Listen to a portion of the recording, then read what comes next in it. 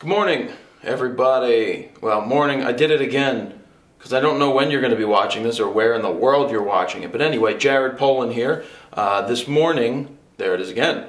I am photographing a house. It's on the market for $729,000, something like that. Pretty big house, 5 bedrooms, beautiful backyard, beautiful landscaping.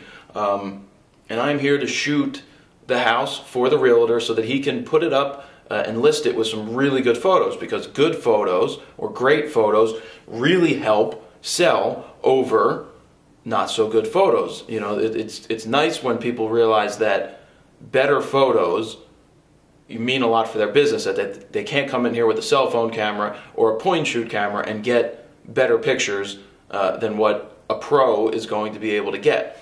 So this is what I do when I get to a house. I do the run through, see which rooms I should be shooting, start to think, start to visualize how I will shoot it. And most of the times, you know, tripod, very important. I have the tripod, I've got the ball grip head that can move any which way, which I like personally because I don't want to move 3 different axes.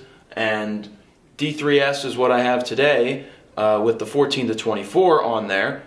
And I like to shoot wide. Now, one thing you have to be cognizant of when you're shooting ultra wide is that your things that are getting stretched out, hopefully it's not too far over the top, that they're not stretched out too much, because if they are stretched out too much, it starts to look awkward. So you got to check your angles. You know, I go through each room and I hit most corners, and in a dining room or something like that where there's a table, I usually shoot straight down the table from behind the chair to give it a, you know, to give the feel of depth, because that tends to help in those in the photos. Some other things I look for after I'm done going through and shooting everything on a tripod, and I shoot pretty long exposures, so I use mirror up so I don't get any shake when I'm shooting the pictures.